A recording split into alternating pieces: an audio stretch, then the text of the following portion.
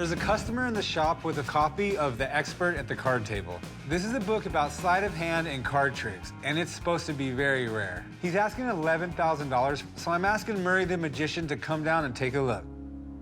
Nice outfit. Thank you. Like this? You like it? I do. You're probably looking at him right now thinking, doesn't look like a very honest guy. And I assure you he's an honest guy, and you can tell just from this picture.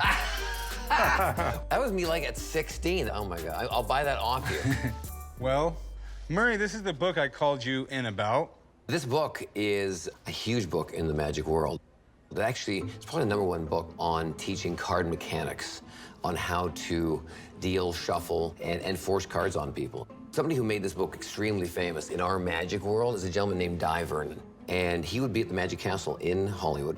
And you'd walk in, and he'd literally be sitting at a small table. It was his table, a suit, jacket, and tie, and he'd be doing this book page by page, and he knew every move. And from then on, it's become this book that's kind of like the holy grail of card books. It's also one of the first books that ever taught cheating with cards. Back in the day, people weren't getting this book to learn how to do magic tricks. They were getting this book to actually learn how to cheat at gambling, like a legitimate career. Maybe you can teach me a little bit of these tricks for my home poker game. Maybe I can. Yeah, let's see it. Got deck cards, all right? How many aces are in deck cards? 4. 4, so we go once, twice, 3, and 4. Just like this, you'll notice there's all 4 aces, just like that. Oh, wow. So tell me to force any card you want out of the deck to you. What card do you want me to force you, for you to have? 2 of clubs. 2 of clubs? All right, say stop whenever you want. Stop. Right there? Yeah. Take the card. 2 of clubs? Club? It worked. There's some slights for you. Quite the trick, quite the trick. So what do you think? Can we have a look at it? Yeah, Can we let's have take a look. There's some pages that have some handwriting, which is really interesting. You can see here. What's really interesting about that is I don't think any modern magician would actually write in this book knowing what it is. No, this definitely looks like a first edition book. Cool. Well, it looks the real deal to me. How much do you think it's worth, Murray? Well, in the magic world, this book is very collectible. So I've seen these books go for as much as $13,000. Wow. Yeah. But because it's written in, it could value anywhere between $4,000 to $13,000.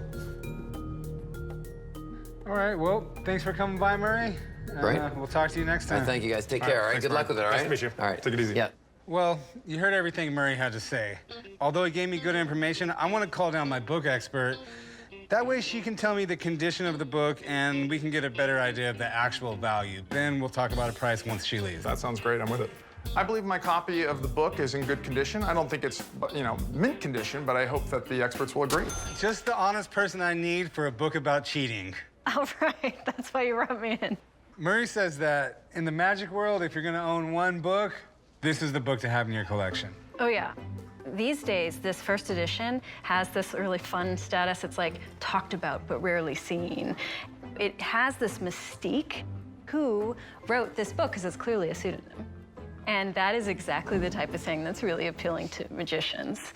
People trying to figure out who it is, like a mystery that you want to solve. So I need to check condition, edition, and completeness for this. So can you show me a few of the pages if I can? Yeah, Okay. let's do. All right, some specific instruction. Okay. Can you show me the copyright page just on the other side of the title page? Excellent. All right, now give me just like a once-over of the binding. I just want to see all the different kind of angles and sides of it.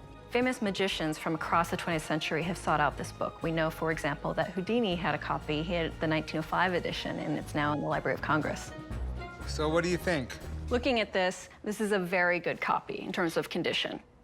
And remember, in rare books, good is bad. Good is not what you want. You want fine, you want near fine. Very good is what most copies look like. This is exactly the type of book that sees a lot of practical use. And inside, you'll see cracking at those hinges. Handbooks and manuals and things, they just receive very typical wear. I mean, they're meant to be used. This book is a first edition, and at the moment, there are about 40 copies that have been traced. So what I would say for this particular copy is it's gonna be something more around $5,000. Well, thanks for coming in. Yep. Thank Have you. a good Yeah, day. take Appreciate care. it. Nice to meet you. That answered the other half of my questions. Rebecca's valuing it at about $5,000. Would you sell it for $3,500? Whew. Well, It's a little further than I wanted, a little further away than where I wanted to be. How about we go 10? 4,000 is going to be firm where I'm at if you do want to sell it. Well, I got a pretty good deal on it, and at that price, I think I'll try to ride up the market for a few years, and I think I'll hold on to it for my collection at that point. All right, well, thanks for bringing it in, and if you change your mind, you know who wants to buy it for 4,000. All right, thanks, appreciate it. Have a good See you day. later. I didn't make the sale today, but I might be able to trick someone else into giving me that price down the road.